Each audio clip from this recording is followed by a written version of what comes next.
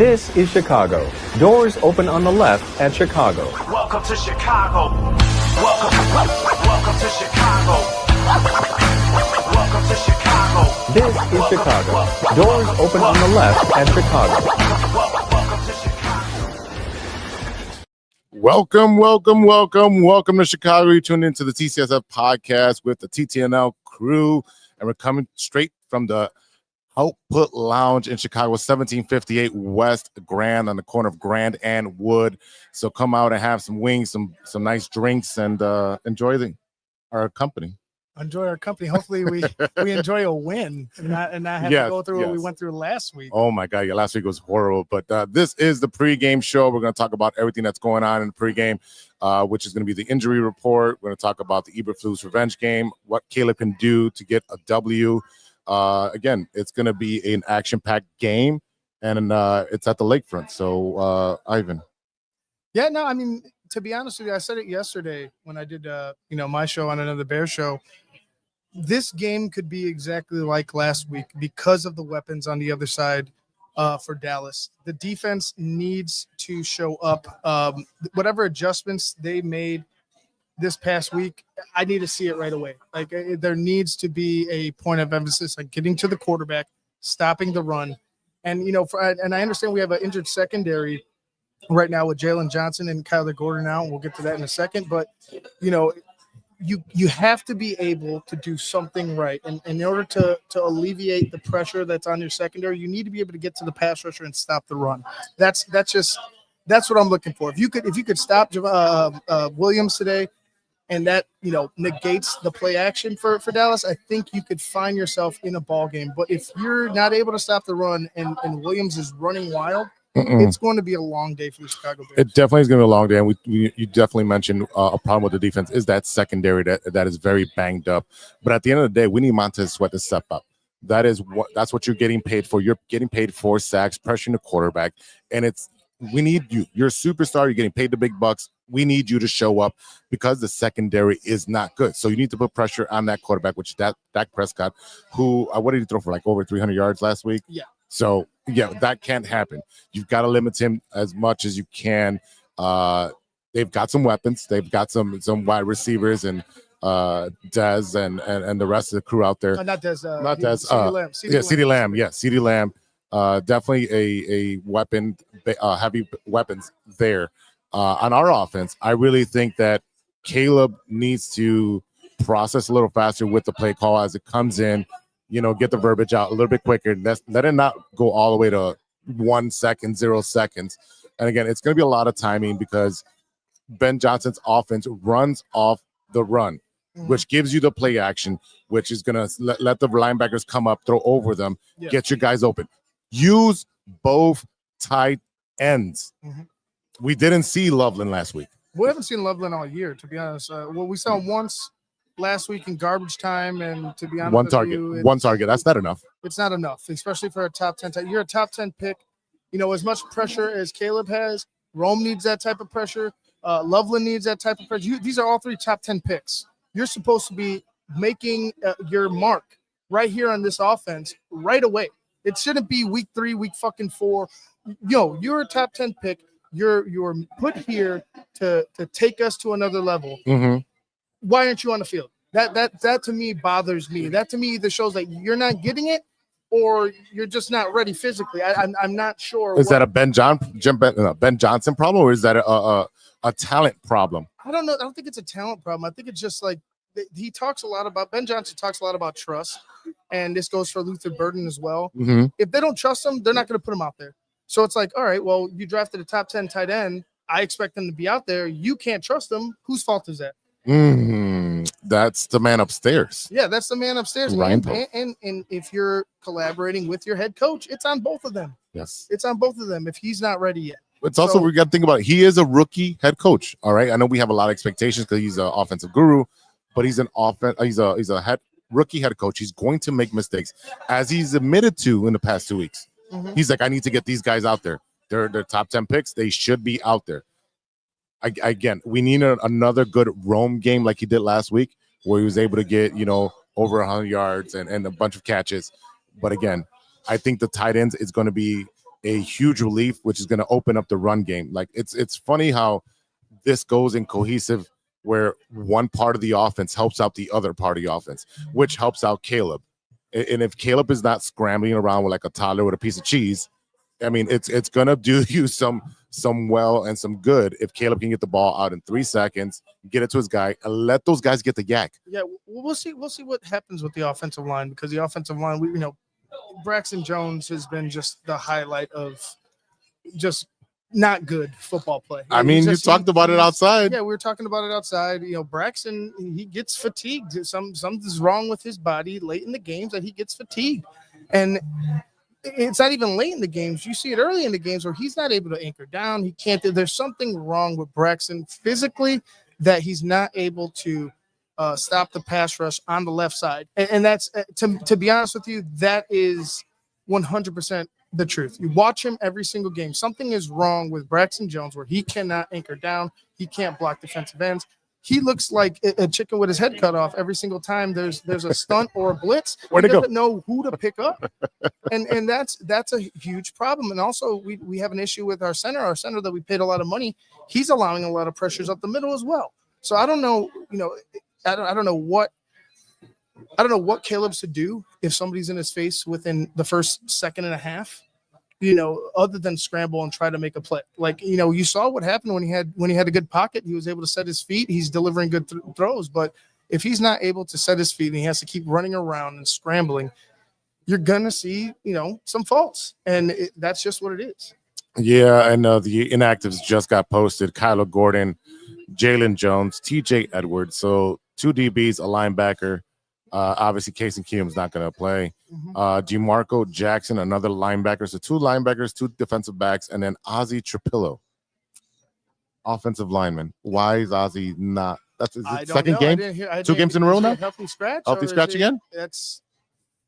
We're scratching our heads about this. I'm scratching my head. Is he hurt or is he a healthy scratch? What's the point? Why again? Why? Again, why draft these guys where you drafted them if they're not going to contribute right away? We said this on TTNL throughout the entire draft process. They need to draft guys that are going to help you right fucking now. And they don't do that. They don't do that. They don't do that. It's a lot of these draft picks are here to help out for the now. We're not looking for the rebuild of 5 years from now, 10 years from now. No, we're looking to win now. They spend a lot of money on the offensive line, on the defensive players that we've gotten. And they're locked up for years. So there's not going to be a lot of money left over for next year and the year after. And then, we need DJ Moore to be a superstar as well. Yeah, DJ Moore needs to step up. I don't know, all this talk with Ben Johnson during the week about practice habits and guys, not giving 100%, during plays on game day. A lot of people speculated that was on DJ Moore. And I'm like, well, yeah, because look at what we saw last year. When DJ gets frustrated, if DJ's frustrated, what do you think he's going to do? He's going to go right back to that shit. So, to me, DJ Moore needs to look at the man in the mirror and step up himself. And there's nothing more that you need from that. I mean, are we going to use him in the run game as well because our running back room is so depleted? Yeah, I would say so. I would say you have to. You need to utilize it more because if you're, where's Monning guy? We talk about all the regular. Where's Monning guy? Where's the franchise pillar Roshan Johnson? Where's Britton Brown, who is having an excellent preseason? Yep. We need backs. We need legs, dude. You can't just it's Britton Brown. We're gonna give the guys that we drafted or we gave under contract that we're going to give the guys that we, politically should put in first. No, you need fucking help. And Britton Brown can help you. Go ahead and utilize him. I don't understand that part of the philosophy of this offense. I don't know. Who can you trust, Ben? Like, who can you trust to put out there? Because it seems like you're not using a lot of guys.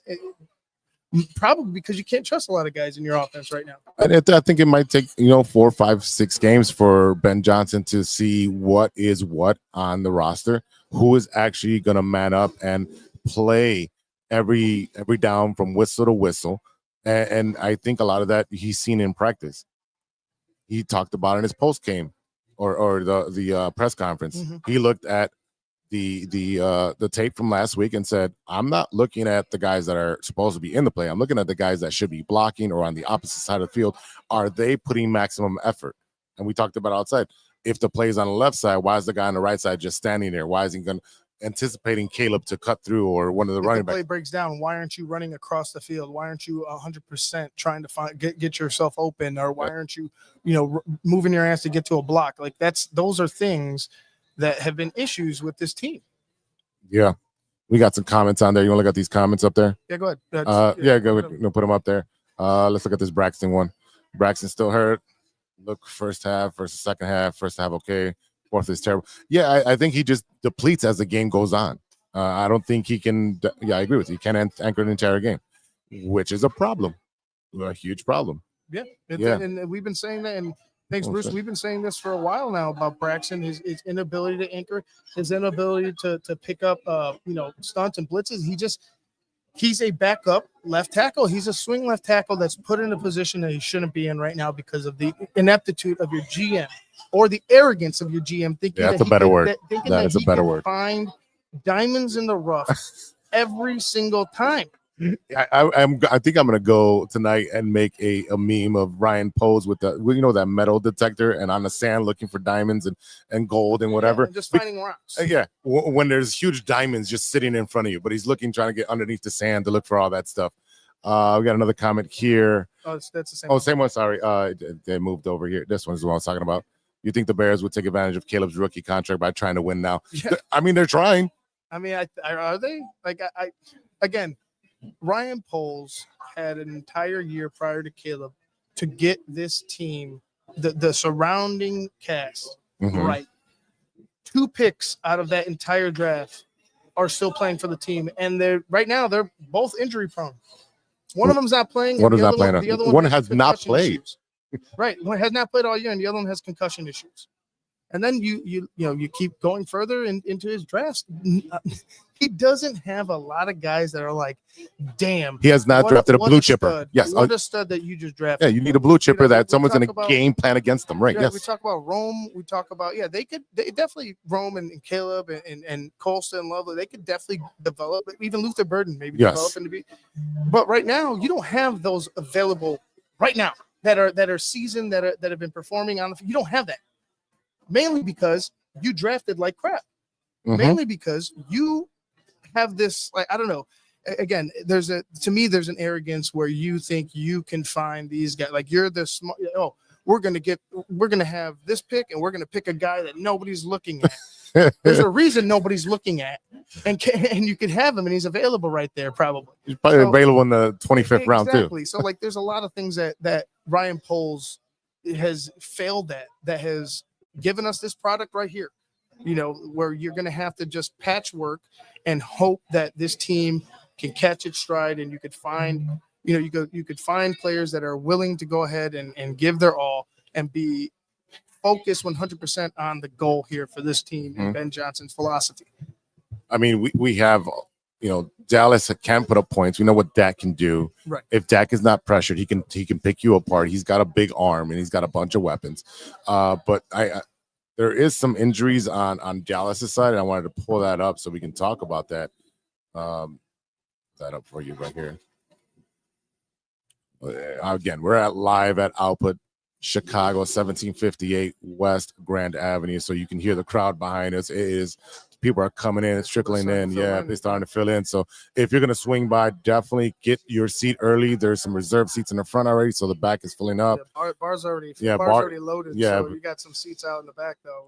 We got plenty of tables that are open. Yeah, we got about 4 tables open, and everybody get here early. They have not posted their injury report yet. Really? Huh. All right, well, I mean, regardless of that, we already know what the Bears need to focus on. Again, if Caleb is able to have an open a set pocket, right? If you have a clean pocket, set his feet, we're going to be able to see some good things. I truly believe that. My interest is in the running game. Going back to it, who's going to be that lead horse? It can't be just Swift. No, it can't be just Swift. Swift. I mean, look, he's given all he can, but he's just not going. He's not the guy. No, he's a change of pace guy. He's a secondary guy, but now basically, essentially what you're doing, you have is a secondary guy followed by guys you don't even know what they could be yet. So you need it just needs to be a point. Monangai, Swift, Britton Brown, whoever the hell is in that DJ Moore. DJ Moore, we want the ball? Cool, run it. Give them the football. Yes. Utilize the ground game, control the clock.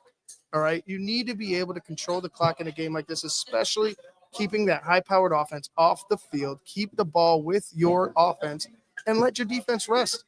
That's something you didn't have all week. The defense just seemed like they were on the field gassed in the second quarter. You can't have 6 3-and-outs in a row. They will do the same thing to us today if you can't control the clock. If you can't control the clock on the ground with your offense, you can't stop the run with your defense. Dallas will put up points. We also mentioned this is the Eberflus revenge game. He is the defensive coordinator for the Dallas Cowboys, and how much of his defense can attack Caleb, and does he really know the weaknesses and intricacies of Caleb Williams? I don't know if I wouldn't call it a revenge. Like I said yesterday, I don't give it shouldn't be a focus on Eberflus. It's a topic that I'll talk about. No, you're right. So we're gonna do this now, but I'm gonna say what I gotta say.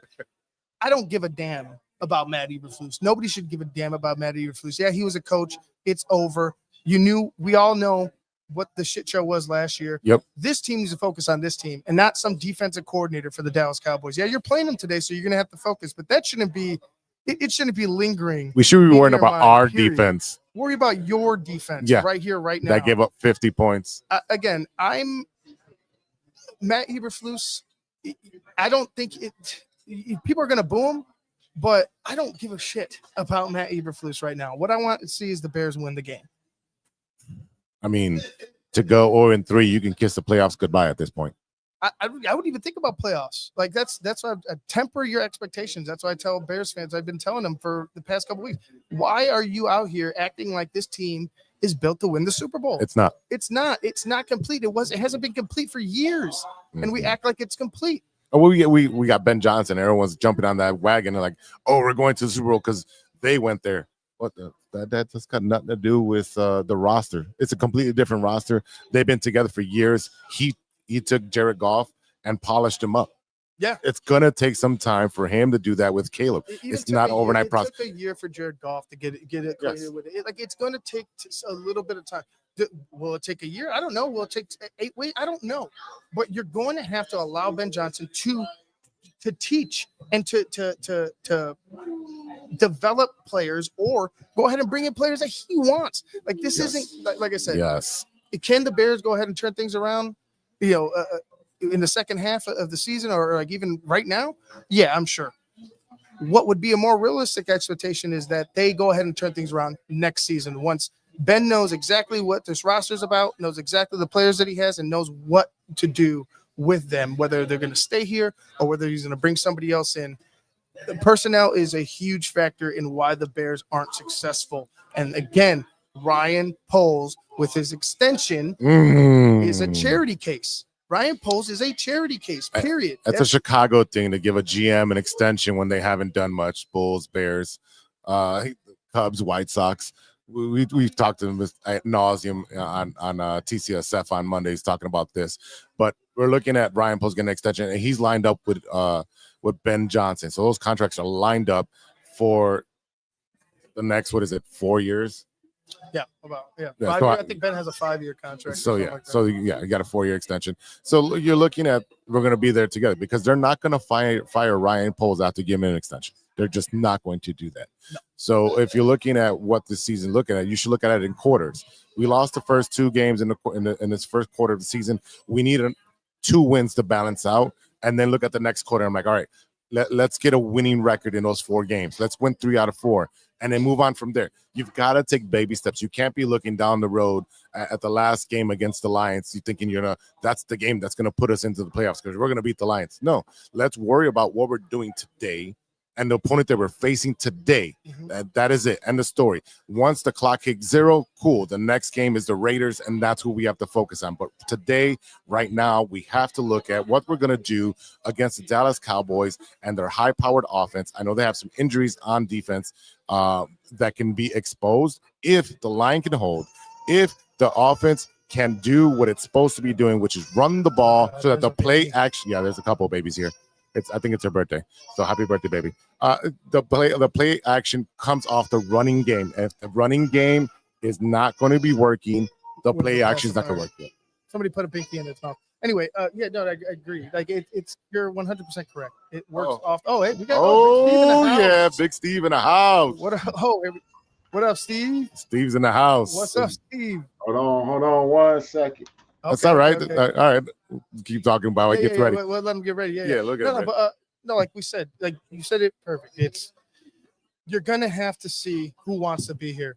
Who wants to be here moving forward? These games, this entire season, it's a prove it season. It's a prove it season. Who wants to be here? You're in an interview. Yes. You're in the Ben Johnson interview process. Correct. Hey, you have to be able to go ahead and perform. And if you're not going to be able to perform, I'm sorry, man. Even Ditka, when he got signed, hey, we're going to go to the Super Bowl in 3 years. The bad part is most of you guys won't be here. So, that's the truth. That's the truth. If you don't want to be here, you need to go. What's up, Steve? What's up, man? What's going on with y'all? Now, man, we live here at Output Lounge in Chicago, 1758 West Grand Avenue. Wish you were here. I know you couldn't be here today, but yeah, I'm planning next weekend is my plan to show up and be there with you guys. It'll be a great time. Once you show up, we'll have your whiskey ready. Okay, you know about my whiskey, huh? I watched the show. Oh okay. Yeah. All right, there we go. Like I always like to show you. We're doing some low. This is a $21 bottle. Mellow Yellow that I heard tastes like a $100 bottle, and it does. It's pretty nice. I got my boys over. Got some Oceans. We're gonna dive into that today, and yeah. So yeah, we got some stuff going. I got a couple of my fellas over, but yeah, next week I'll be looking forward to it, man. To get out and hang out with you guys next Sunday. Dude, it's a blast here. They take care of us. The waitresses are amazing. The owner was here today checking in on us, see we're doing okay. So it's a blast. And then even after the game, we're able to hang out with a bunch of fans and have conversations, especially the fans. Man. Sounds like a move. Just tell them to make sure I got some wings ready to roll. So I know last time I was at the Output, I came there just to get some wings. I said, I got to go try these Output wings. It was like 2 years ago. And I just so happened to be in the area, and I was like, let's swing by here and fire, some of the best in the city. So, what's your sauce? Looking forward to podcasting and eating some wings and kicking it with the fans. What kind of wings you get, Steve? What's your sauce? I can't remember because it was that one time. I know it was like some kind of white sauce. Oh wait, how long ago was this? The White Sox? So they have two. They have a new one, and it's probably Chipotle Ranch. 2 years ago. Oh, then it's Chipotle Ranch. Okay. Yeah. Those are fire. Wings are great. Drinks are great. But Steve, let us know. Again, we were talking about it, and Jose and I both agree. You need to. It's a two front approach today. Stop the run, run the football, and I think the Bears will be able to keep themselves in this game. Controlling the clock, being able to keep the ball with the offense will keep that offense for the Dallas Cowboys off the field. So I'm saying, what's your opinion? Is that what the Bears do to win this game? Yeah, basically, we have to make sure that we're stopping the run. Let's not make it easy on Dak. We know he's going to pass. We know they're going to be high octane offense. Mm-hmm. The one thing we can't control is the run game and controlling that. And then offensively, we just got to stay on schedule, man. We can't have the pre-snap penalties. Yep. I'll get to the rest of the stuff, but we got to control that, the false starts, the penalties that pushing us back, getting the play caller off schedule, a play caller who like Ben Johnson, who's dealing with being a head coach and offensive coordinator, and you got everything to deal with, and then you got your team is undisciplined, that throws your call system off. And it's not like guys have been playing at high levels too. So on top of pre-snap penalties, you can't have we're not playing at a high level. We got to stay on track. We got to stay on schedule. We got to make plays, man. We got to block up front. I mean, it's all those little things. And I see this, if it's either going to be a complete disaster that we are very superly disappointed, or we could get some get back and we show that there's been some improvement. And this is a game you could show this improvement and get the victory. It's not going to be easy, but there's some windows for us to do it. But obviously the scary thing is the Dallas' ability to put up points. So that's going to be the scary thing. But let's hope the home field advantage gives us a little juice. It did for the first 3 quarters of the Minnesota game. So let's hope that that's the case today. Steve, I had a question for you. Me and I were talking off air, and we're talking about Ben Johnson laying into the players, especially this week during practice and calling them out during press conferences. How much of an effect does that have on actual players on how they produce going forward? Can you say that again? Yeah, we talked. Me and I even talked off air about Ben Johnson's press conference and calling out players, and then having practice outside and being hard on the players, and how much of that affects actual players' performance going forward.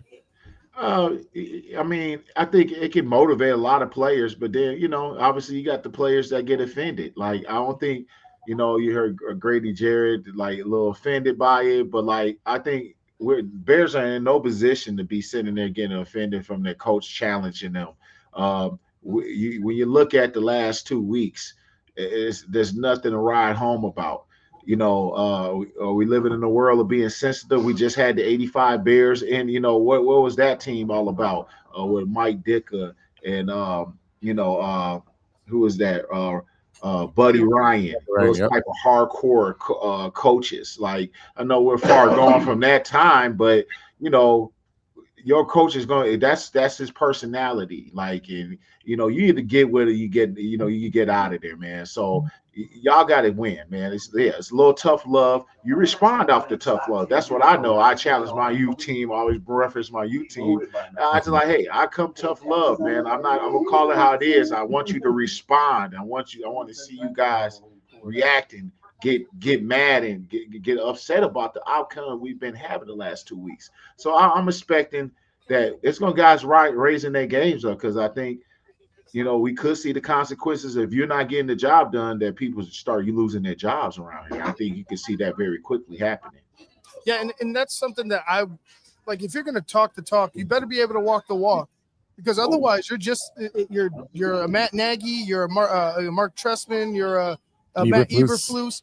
Like, if you're going to talk the talk and say, hey, guys need to step up and be put in position or something's going to change, there needs to be a change if you see it again. Because to me, and I know DJ Moore has been one of the guys speculated as being one of the issues, but if you see that again, it needs to be addressed right away. And I would go as far as to say, if you see it today in a play, it needs to happen right there and then. Super Bowl winner. Yeah, absolutely. I think you need to see guys get pulled out the game. You just saw it with the Eagles. We had Pryor out there at right tackle, our former Pryor who played for the Bears. He's getting Jalen because I guess Lance Johnson got hurt in his game. I didn't even know Pryor was on the Eagles. I was surprised that they would have a Pryor on their roster, right? So he's out there. He was sure enough out there. And he was getting Jalen Hurts slaughtered on a couple plays. And for one, he just sat there and looked at him. He got a hit. He just looked at him. Like, he like to try to get. I said, they pulled him the next play, the next series. And they scored the last two. And they've been rolling. I don't know. Maybe I don't know why they evaluated the guy who's in there now. But you make those moves. Prior to getting your quarterback, you make the pull. Like, don't wait around. So I hope that everybody balls out so we don't have to do that. But if you see anybody not getting the job done, not showing the effort, get them out of there. A la DJ Moore. If you want to sit there, like, I don't care who it is. When you're trying trying to establish your culture, you have to do things like that, man. That sends a statement if your number one wide receiver is dogging it and you pull him right away. That sends a message to the rest of the team that no one is above the team. Yeah, sends a message. Then another message to be sent if that continues to be the case, is trade his ass. Yeah, like, nobody. A bunch of teams, any wide receivers. You know what, Steve? That's something that I've been looking at like for a minute now. Like, why? Like, we have a Luther Burden. You could put, Zacchaeus. You have, you got Rome. You already got 3 receivers that could be your top 3 receivers. If DJ doesn't want to perform, doesn't want to give the effort, get him the fuck out of here. That should be the message. It should be the message to everybody on this team. You don't want to be here. You don't want to perform. Go somewhere else. Bye. Yeah, you got it. We're at this point, and I think we want to see from Ben Johnson. He's talked that talk. We want to see him walk that walk as far as holding people accountable. And I think this week, and hopefully, what you see him challenging the guys in the week, you hope that shows up on the field today. But if it doesn't, and if it happens during the game, or you just evaluate players after the game, if they're not getting it done, you got to make these moves. You got to make these changes. Another guy, Darnell Wright. I know he's our, young up and coming, and I'm starting to take the up and coming out of there because he hasn't produced in 3 years, really up to the standard that he's supposed to be. Like the guy is terrible technique, awful technique, hasn't done anything with his body. So if this guy, and now the guy can't even stay on side. So if he's not getting it done, yank his ass. Yeah, well, and Trapillo, you're a second rounder. Trapillo's inactive. He's inactive. He's inactive. There we go. There's Exactly what he's talking there about. we go. This is Why? A second round offensive tackle, inactive. Inactive. What? Here we go. Oh my God. Why? No. See, and we've said it. This goes back to Ryan Poles, and we can't say it enough because of the incomplete team that we have. See, we talked about it on the Bear Down. We're an incomplete team. People out here, Bears fans, acting like we're supposed to go to the Super Bowl. Have you not seen the draft picks that have not flourished? Yeah.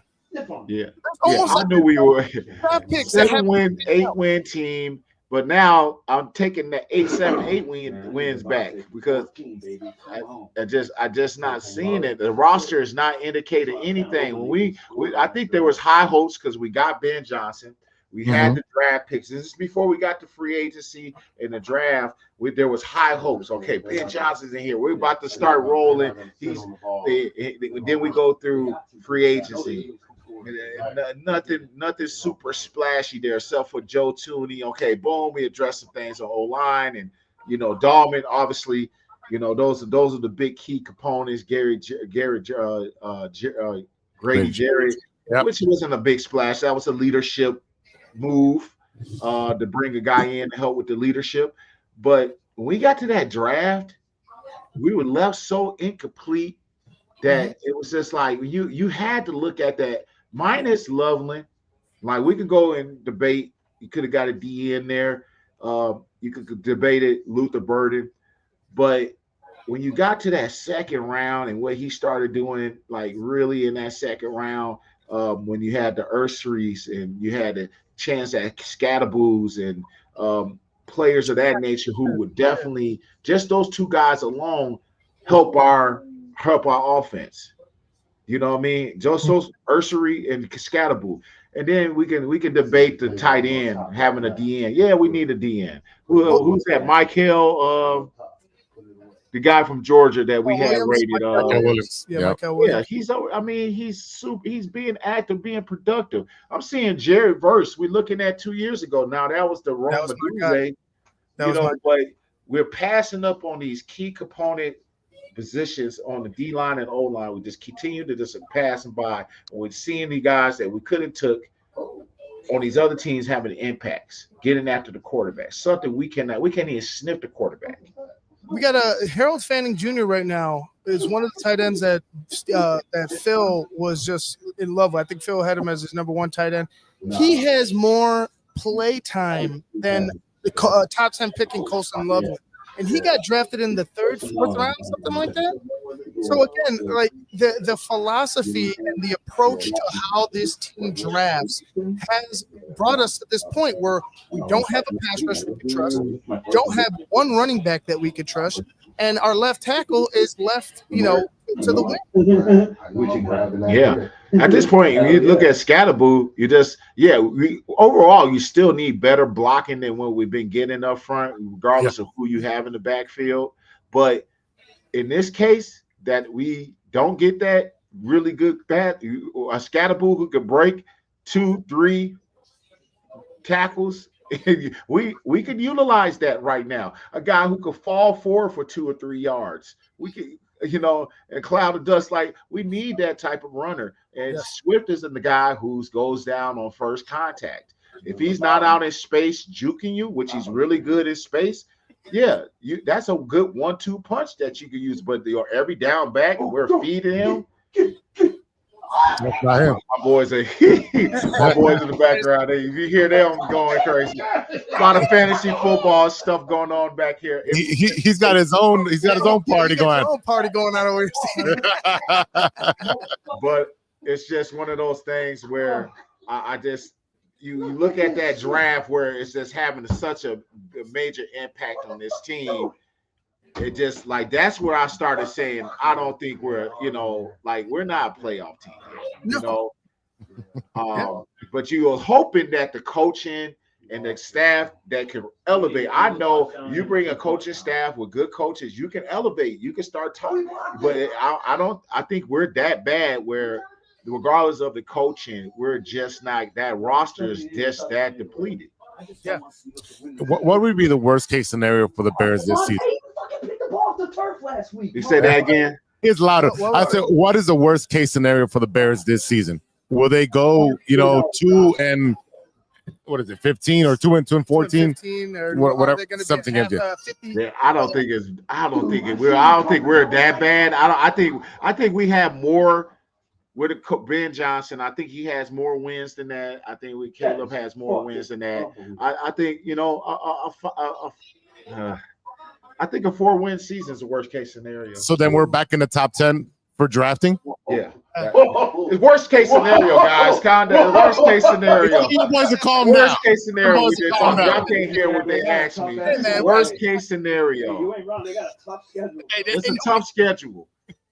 Four wins, because that's the worst case scenario. They said 2 over here. I mean, do that to 2 we in the first round, and then Don't put that we evil up on in the top 5. People gonna be like, we drafting a quarterback, right? We ain't drafting another quarterback. No, they're not drafting. They're not drafting the quarterback. They just got Bajan signed. You need to draft linemen. Linemen. They heard you, Cliff. We're in the top 5. Get a Joe out. Hopefully there's a Joe out available. But Joe Alt was just like one of those. And some people said, "Why did we draft him? We weren't in position to draft him." But Joe Alt was only a captain. But hold on.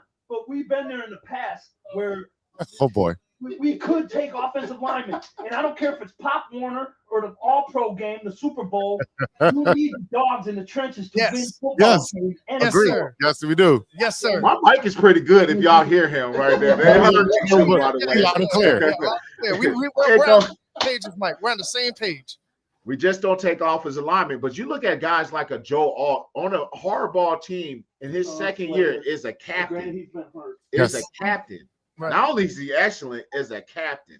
So and he was going to be a backup. It's a no-brainer for some of these teams. A hardball sits there. He's at 5, and they were saying all kinds of people who they're going to wear, whatever position that was when he took off, and they were saying everybody under the sun that they could get. As soon as that pick came, you knew Jim Harbaugh was going to start building his team with the offensive line. That's exactly what Harbaugh did. To the fucking podium is Jim Harbaugh himself, like he played for the Bears, scrambling around back in the day. Exactly. And that's probably the reason that he wasn't hired here. One of the reasons, because he wanted a loud voice and wanted an opinion and last say on what the roster is going to look like. And he was going to start with the offensive line and defensive line and then work outward. Yeah, and that's what we are where we are right now with Ben Johnson, but with the fact that we didn't even try to go get a Jim Harbaugh, it's just ridiculous. He's a team. He's an organizational builder. Yes, and he has success everywhere he's been. Even at Stanford, where the academic qualifications was something that could hold you back from getting top athletes. Qualifications, for the academics, okay. Yeah. There's some guys still getting that good Stanford education if you can play ball. But. You know, the fact that he's able to go to San Francisco, build a winner, go to Michigan, build a winner, and now he's in Sandy or LA Chargers, building that thing pretty damn quickly. And he, you know, luck in the Cardinal. He's just, I mean, he just doesn't, but you know, that's the relationship with the organization and knowing that he's that personality that not only is he, you know, I think he's that hard-nosed coach. I could see a little bit, I could see a Ben Johnson with that hard-nosed, you know, attitude. Obviously, we want to see him start winning. You can't compare him to Jim Harbaugh. But the thing, Jim Harbaugh comes with that charisma, comes with that, all right, you ain't going to tell me, and you know what I mean? He's going to do his things his way. He's got the pedigree. How are you going to question his pedigree? That's like, you know, Andy Reid goes from, you know, Philadelphia to Kansas City. Are you questioning the man? No, you're not. You're not. He's a proven winner. He's built programs left and right. Everywhere he goes, he knows exactly what he's doing. And when you got guys that win Super Bowls, they have the last word. We have nobody here who's won a Super Bowl in charge. No, absolutely none. And it's just not that alpha leader. You know what I mean? Alpha, and we had that with Lovey in a way. In a way, Lovey was a prideful guy. He wasn't going to curse. He wasn't going to do all that. But he let players play. He did have some hectic players. We had the Olin Kreutzes, and we had the Mike Browns and the Urlachers and the Lance Briggs, and you name it, of guys with personalities. And he found a way to do it his way, allow us to have our personality. And then after that, after Lovey, it's just been we haven't been nowhere close to having that personality team that can back it up on the field. And and we had the flash in 2018, and you got to contribute a lot of that to Vic Fangio controlling that defense, right? Yes. You know how much of an impact he had on that defense. And you had a little flash in the pan with Nagy coming in his first year, calling all kinds of crazy stuff. Everybody caught up with him the next year. So we just got to get back to somewhat of that standard. But the thing that remains the same is we talk about defensive ends, and that one kills me. That the last guy we've drafted that had any impact on this organization is Alex Brown. That's going back to 2002 when I came out. That's the last drafted DN that we've actually drafted that was an impact player in the 4th round. And we've had to go out and trade or sign big contracts to other DNs.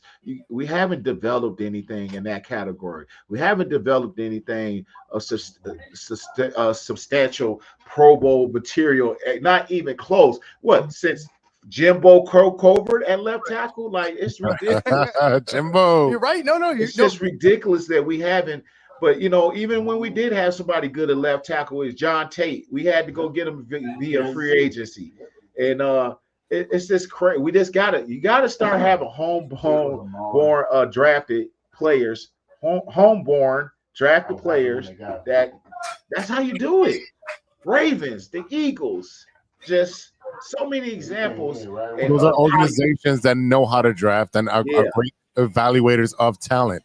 Yeah. They don't just fixate on one guy and say, that's my guy, and that's it. I think it goes deeper than that. See, these are organizations that are looking to win. Like, they're not looking to find choir boys that fit the football mold. They're looking to find football players that go out there and want to smack you in the mouth and win the game. That's what they do.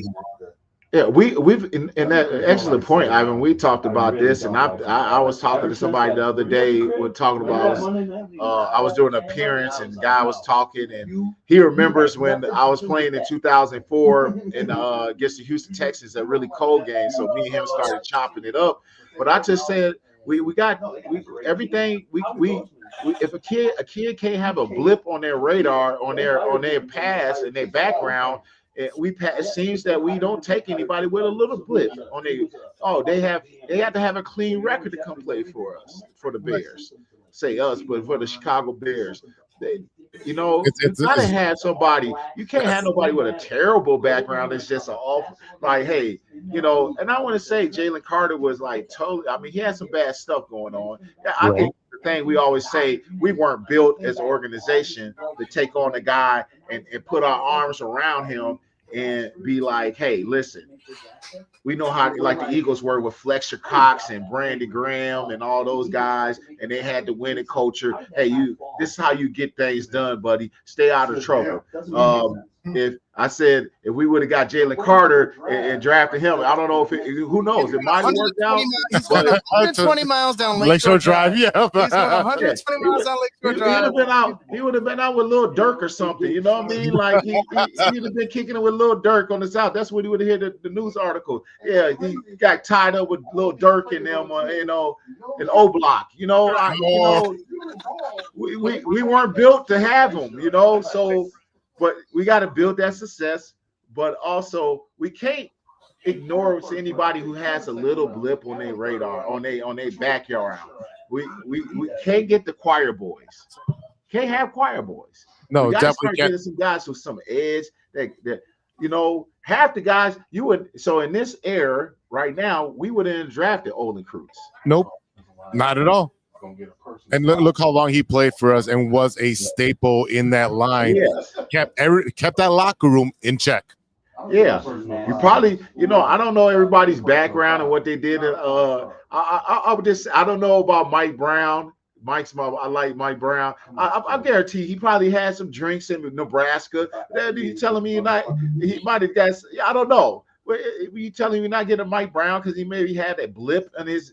That affects your future. It You're really not getting an Urlacher or Lance Briggs. We all know Lance Briggs is a partier, so I'm sure he did. He got in trouble. He got in trouble. Yeah, he got in trouble. You're not getting a Lance Briggs because he had this. Like that's what it seems like. We got to get people with perfect records. No, that bothers me so much.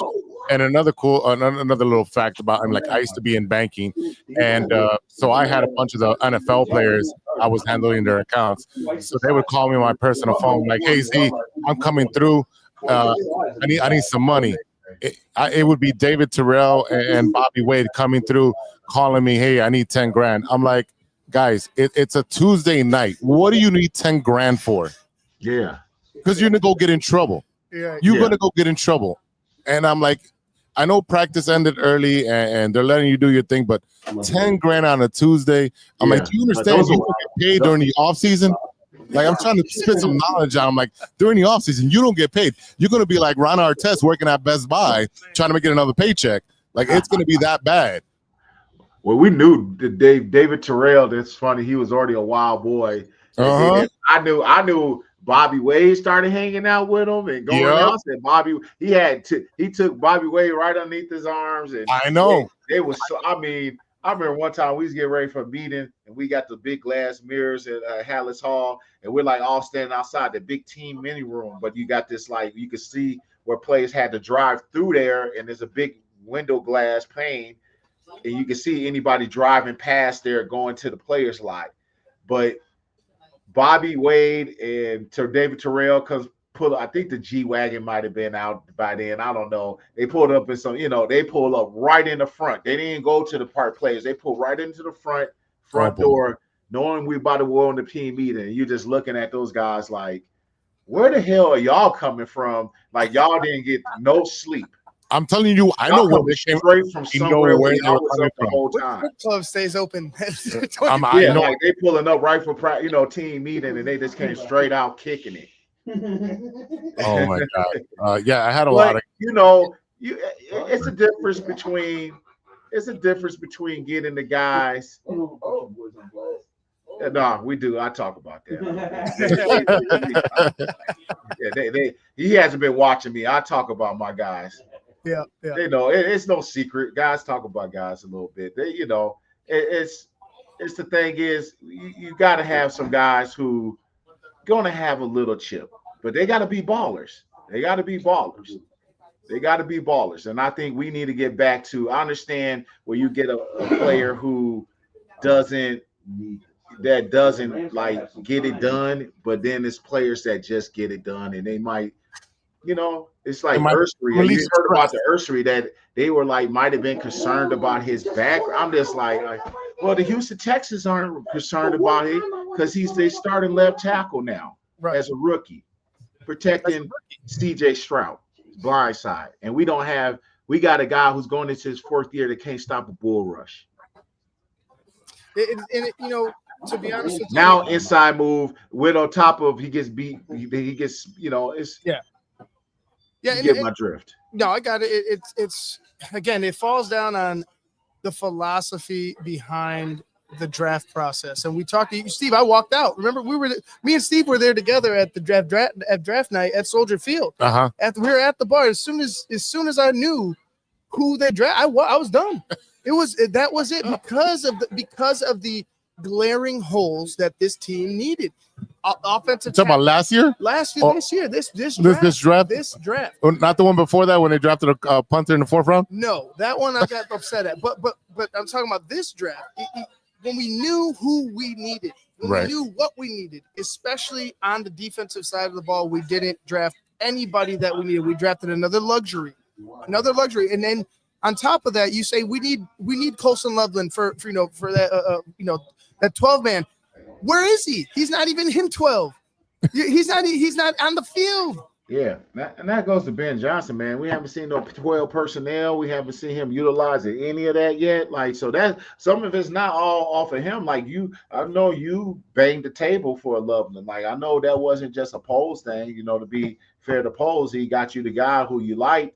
But like, you gotta, what's going on? Like, is he not? You know what I mean? Like, gotta get him involved. I was expecting. I think I probably took a prop on that on Loveland. I think that first week, it's like, oh, he's getting 4 catches today. Right. The way I feel like they're about to utilize him, no, like I haven't laid a prop on him yet. Like since then, like because I'm like, man, it's the uncertainty. Are you even going to use him? I thought he was going to get a high volume guy. Thought we were going to see that first game. Bears game, like damn. So I think they pulled the wool over our eyes, especially during we had up at Hallis Hall during the preseason. I mean at the training camp. Thank you. We seen them use him a lot and make big plays, and then he got 4 targets game 1, 4 catches game 1, and 1 target game 2 in garbage time. Yeah. So what are we doing? And we talked about it earlier before he jumped on air, is that we got to remember that Ben Johnson is also a rookie head coach. He's going to make mistakes. Yeah. He has been acknowledging them during the press conferences, but at the same time, you've got guys that are high value targets that you drafted, and they're not being utilized to the best. Yeah. Loveland, Trapilo. I mean, it just keeps going on. Like, what are we doing? Hey, I get, I understand. He's a first-year guy. He's used to calling the plays, and that's going to take some time for him to get it down. For God's sake, I have a hard time coaching the U team. I was over there spinning my wheels like shit. What am I going to, I'm regretting decisions I made. So imagine being an NFL head coach. You're managing so much. So he's a smart guy. And then on top of your culture in the locker room is not what you probably thought it was. Because when push comes in, you can do all you want to do in all season. Everybody's lifting weights and looking good.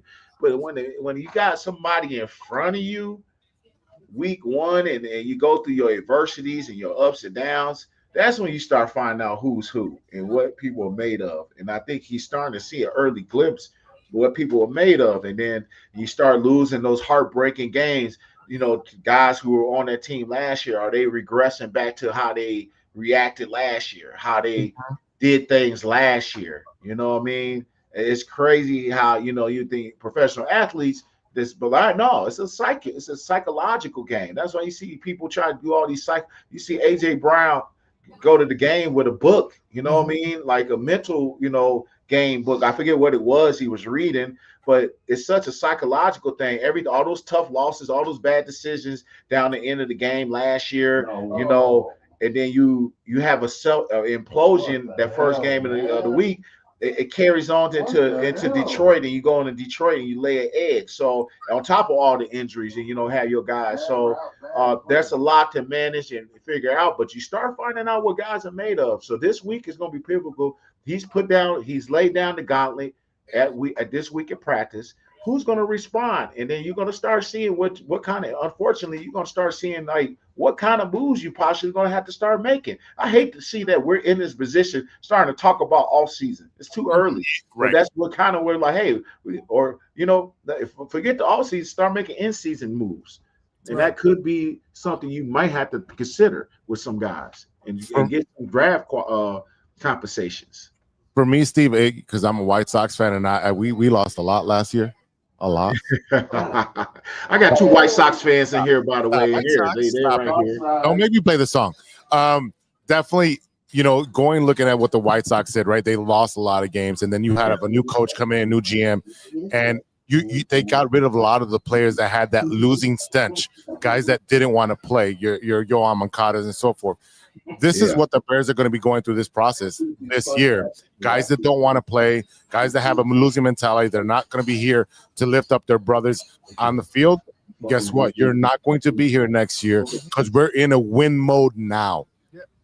If you're not willing to do that, the dirty work now to make the extra block for your running back as a wide receiver, as a lineman, are you just standing there and watching, or are you moving forward and blocking, even though because Caleb can go any direction he wants to, and you've got to have your head on a swivel and be able to block for him. So at the end of the day, for me, I just feel like it's an evaluation year. We talked about it a little bit earlier. For Ben Johnson to say who's going to be my troops going forward as we go to war with the rest of the NFL and say we're winning, we're trying to win this damn the championship, and I need my troops to back me up. Yeah, it's just you need people that to rely on, that you trust. Like I said earlier, we were talking about the lack of trust. We were talking about the lack of trust. It's like, let's go, or not. 29-27. Let's go, buddy.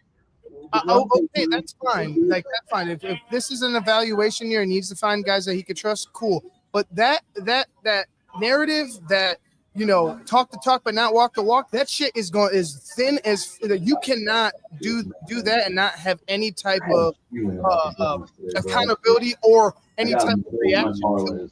You can't just say what you say and allow it to marinate and not do something that is going to actually change the culture of the team. To me, it's all about if Ben Johnson sees it, react to it, and do something about it. Otherwise, Bears fans like us, like TTNL, like Jose and TCS, we're going to see it and we're going to call your ass out. And it'll be just like an Eberflus, like an Aggie. That's the truth. Yeah, I mean, we need to see it today. Today's the game that you're back at home. Game of the week. You need it. Oh my God! I'm just watching this Jacksonville game. It's just that we need a response. We need to see something. We need to see that move. I'm not trying to just do. If you see it, react to it. We're going to see it too. Like everybody's going to be looking for DJ Moore to see what his body language is, because that's what's been talked about. So it's just you want to see. Come on, baby. You want to see a win. You want to see if somebody's fucking lacking out there offensively, defensively, special teams, yank them out, make a change. But that's also I just want to continue to see I want to see the young guys develop. This the thing is, I don't know we're at that point, but it's going to be a point where there's enough young guys on this team where you're going to have to start seeing them. And it makes no sense that we got second rounders from this year inactive. That's just ridiculously crazy to me right now. The Browns just blocked the kick, and they're back at the 50. Blocked the kick, guys. And I just put a bet on the Browns. 10-10. Me too. It's 10-10. I did too. Damn, I should have done it earlier. It was plus 1,500. 10-10 in Cleveland. But Steve, we're going to let you go because we're going to wrap up here in the next 5 minutes. But we appreciate you jumping on. We can't wait for you to actually be here live with us. Yeah, next week is the plan. So I'll let you know, Ivan. Yeah, everybody here is going, it's going nuts here. It's nuts here already. So, yeah, we can't wait to have you guys. Have a good time, Steve. Enjoy everything. Enjoy the party. Tell the fellas what's up and to be more lenient on our Bears. Like, hey, bring the fellas. No, bring the fellas next week. Yeah, bring them next week. Yeah, bring everybody. I'll definitely let them know if they want to roll with me next week. Yeah, there we go. Sure. All right. All right, Steve. Thanks, brother. All right, that was Big Steve Edwards, our guy from TTNL from the Bear Down. Love talking to Steve Edwards. Love it. Steve is our guy. Like, yeah, exactly. We have a blast, and to be honest with you, like we just did. He popped up. I was hoping he popped up. I didn't think he had company over, but thank God he did. But like that's real life. That's real life. It was so fun. I wanted to bring the fellas on. Like put somebody on TV that wants to say something. You got an opinion. We want to hear it. I want to hear it.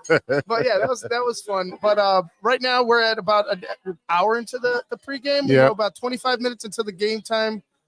Bears and Cowboys. So I think we should just wrap up here. Let's go ahead and wrap with our predictions and what we'd like to see. For me, I think the game obviously is running the ball. That way the play action can work and you can spread the ball around. Defense needs to step up and be able to get to the quarterback and the Dak Prescott. And then my prediction, I still see the Cowboys coming on top, 34-27. Okay. Yeah. Again, I think it same thing I said. It's both sides of the ball need the offense needs to run the ball, the defense needs to stop the run. Mm-hmm. And again, you could keep yourself in the game. I said last week I will not pick the Bears, and I will not pick the Bears this week. Nope. I will say it's going to be the Cowboys 36, Chicago 29. Ooh. More than 24 points. Me and you picked the Bears to get more than 24 points, which is crazy. Mm-hmm. Do you know that the Bears, if they allow more than 24 points, they lose every game? Yeah, it's a thing with all teams. If they allow less than a certain amount of points, if the Browns kick this, they're gonna win this. Come on, Cleveland! Come on, Cleveland! Cleveland rocks. We might have to just stay here for a second. Yeah, we're gonna stay live for this kick. 2 seconds left. Green Bay and the Browns. Come on, Schnickshit. Whatever his name is. Is that what his name is? Look at the Schnickshit. I thought he sneezed. No, that's exactly what his name is. It's a sneeze. Schnickshit. Hey, talk about Joe Flacco coming back and taking his team to a win against Green Bay. Joe Flacco. Let's go. I like these Browns uniforms too. They're actually brown. Yes. Come on, Schnizznet. 56. No win. Timeout. No win. Andre Schnizzmet. Schmidt. There's no vowels. It's Andre Schmidt. There's no vowels in that name. It's just a bunch of letters. His mom knows his name. Just a bunch of letters. Okay, it looks like we're going to go to a timeout. Yeah, we're going to a timeout. You want to stay on? Or yeah, that's good. Let's stay on. Let's just stay on to see if the Browns win this. You better make this, Schmitznet. We're staying on air for you. All right? Yes. 25 fucking kicker. He also plays running back. Come on, Schmitznet. All right, here we go. All right, they're lined up. All right. Here we go. Here's the snap. Good hold. Good down the middle. Let's go. Yeah. Cleveland takes down the pack. All right. Good job. Oh, my God. What a game. All right. Whatever his name. He won us some money.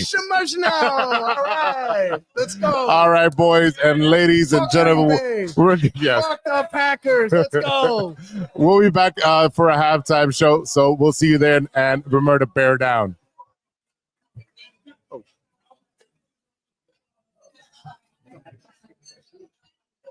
You did it wrong. I did it wrong. Now bear down.